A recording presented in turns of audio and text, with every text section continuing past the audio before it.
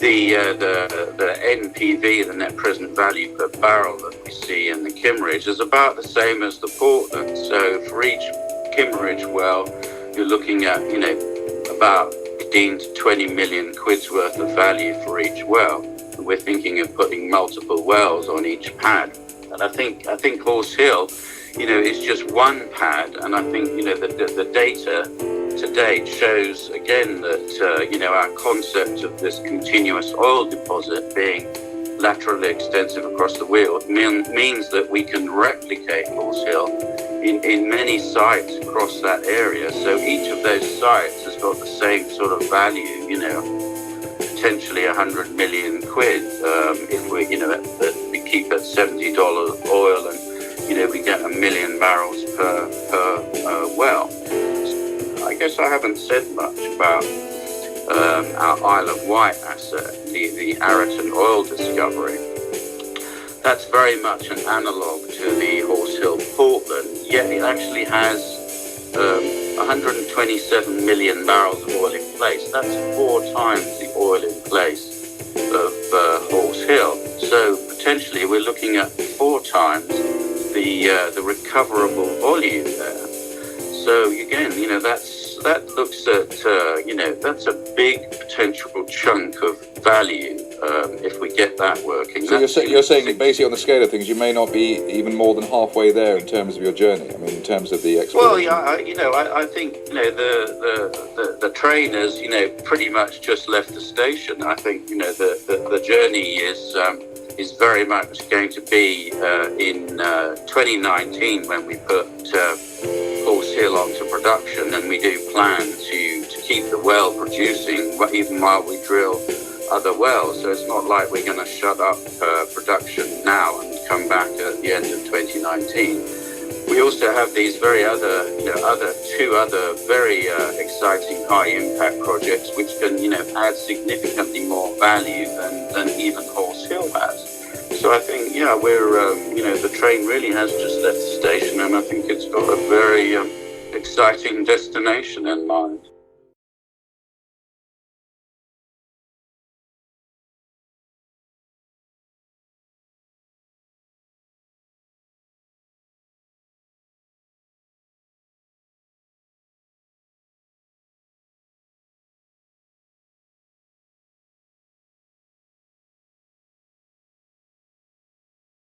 This is a rebel from Brighton who took part in the Horse Hill action on the 1st of June 2020.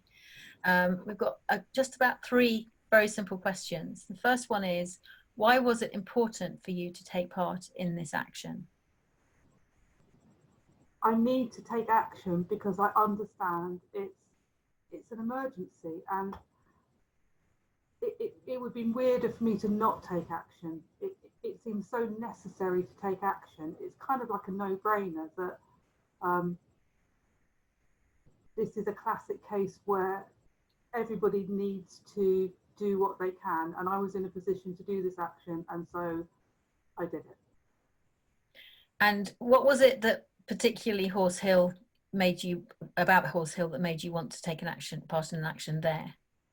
Well, I think a lot of people in the region don't really know what the plans are for the southeast in terms of oil exploration.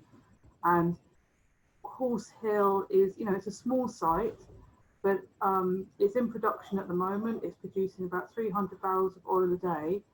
But really, it's the beginning of a much larger plan to exploit oil reserves across the Weald. That's the area between the North and the South Downs. So the success of Horse Hill would mean that they would be able to fund a whole bank of wells across that area.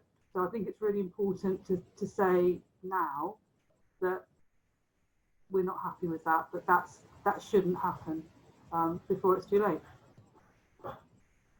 And why is it that we need to stop oil production and fossil fuel production in this country?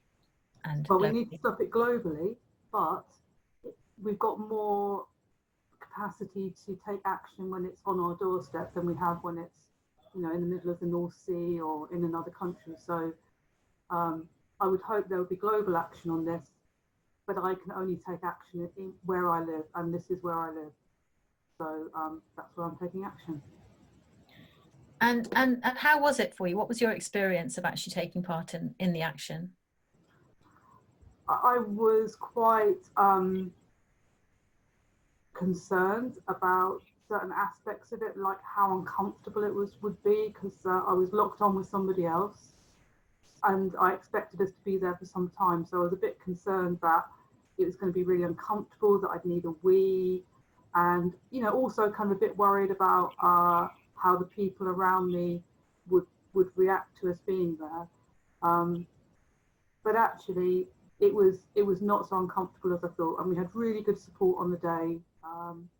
Legal observer was there, and arrest support and welfare people. So, you know, we felt really well taken care of, and we were lucky with the weather. We got a bit of shade during the day, so it was easier than I was expecting it to be.